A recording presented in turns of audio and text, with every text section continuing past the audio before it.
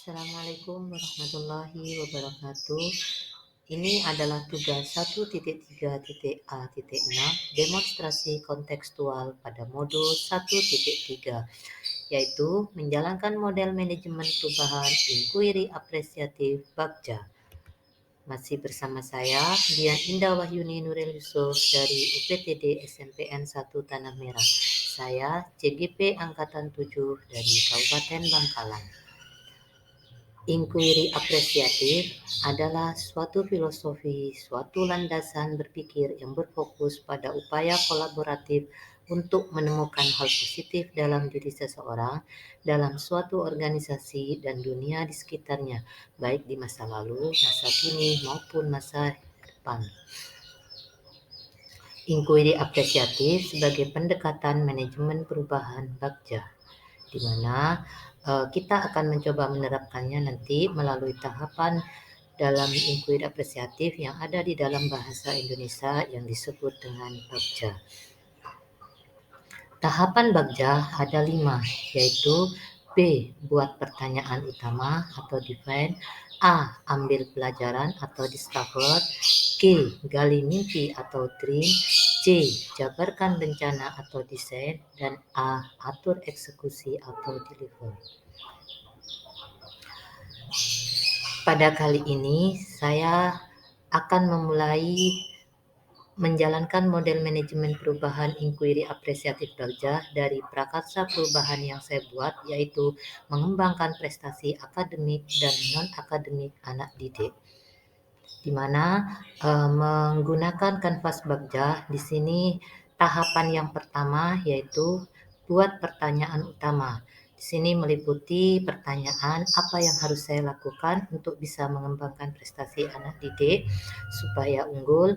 Di sini tindakan yang saya lakukan, yang pertama mencari informasi bagaimana cara untuk mengembangkan prestasi akademik maupun non-akademik, berdiskusi dengan guru, kepala sekolah maupun tendik yang ada di sekolah, ataupun melakukan sharing atau studi banding dengan sekolah yang memiliki keunggulan di bidang prestasi baik akademik maupun non-akademik.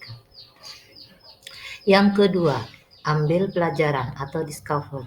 Pertanyaan di sini bisa berupa siapa saja guru yang sudah berhasil membina atau mengembangkan prestasi anak didik, bagaimana cara mereka menerapkan sehingga berhasil mengembangkan prestasi tersebut. Yang ketiga, apa saja bidang prestasi yang bisa dikembangkan di sekolah, dan yang keempat, apa saja faktor pendukung yang harus disediakan untuk program tersebut. Tindakan yang saya lakukan, pertama, mendata guru yang pernah berhasil membina atau mengembangkan prestasi anak didik. Yang kedua, menggali informasi bagaimana cara efektif untuk bisa mengembangkan program tersebut. Dan yang ketiga, mengidentifikasi bidang prestasi yang akan dikembangkan melalui tes atau angket bakat minat anak didik. Dan yang keempat, menyediakan fasilitas dan faktor pendukung lainnya. Tahap yang ketiga yaitu gali mimpi atau dream.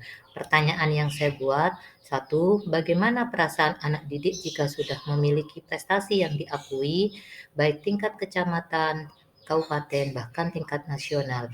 Yang kedua, bagaimana perasaan guru pembimbing maupun orang tuanya memiliki atau bisa mengembangkan prestasi anak-anak didiknya hingga berhasil. Yang ketiga, apa hal baru yang bisa dilakukan kalau anak didik sudah berkembang prestasinya? Tindakan yang saya lakukan, yang pertama, membuat poster keberhasilan anak yang sudah mengharumkan nama baik sekolah, membuat poster atau video komentar orang tua atau guru pembimbing yang disebar ke media sosial. 3. Menempel poster siswa-siswi di mading sekolah maupun memajang banner pada dinding-dinding sekolah tentang keberhasilan anak didik yang baru menjuarai perlombaan di ajang yang bergengsi. Tahap keempat, C. Jabarkan rencana atau desain. Pertanyaan di sini, 1. Apa langkah sederhana hingga komplit yang bisa saya lakukan untuk mewujudkan pengembangan prestasi tersebut? Yang kedua, apa saja tindakan atau terobosan untuk mendukung program tersebut? Dan yang ketiga, bagaimana untuk menumbuh suburkan prestasi anak didik? Di sini tindakan yang saya lakukan, 1. Mengidentifikasi prestasi yang dimiliki anak didik, baik melalui hasil dari tes angket penelusuran bakat ataupun minat anak didik. 2. Mengidentifikasi ekstra yang akan diadakan untuk memenuhi bakat minat anak didik. 3. Berdiskusi dengan kepala sekolah maupun bendahara POS terkait dengan anggaran yang akan digunakan, mendata guru atau tenaga yang dilibatkan dalam program tersebut, membimbing secara rutin, mendatangkan tenaga ahli jika diperlukan dari luar, ataupun realisasi program dengan metode yang menyenangkan bagi anak didik supaya tidak bosan. Yang terakhir, atur eksekusi atau deliver, di mana pertanyaan di sini siapa yang bertanggung jawab atau memantau program tersebut, siapa yang terlibat dalam program tersebut, kapan dimulainya program, bahkan siapa yang merefleksi kegiatan tersebut. Tindakan yang dilakukan, yang pertama, melibatkan kepala sekolah sebagai penanggung jawab, pemantau sekaligus penasihat program. 2. Melibatkan guru-guru yang kompeten untuk melatih atau terlibat dalam program tersebut. Yang ketiga, memulai program sejak disetujui oleh kepala sekolah juga bendahara POS, dan melibatkan semua guru untuk bisa merefleksi kegiatan tersebut.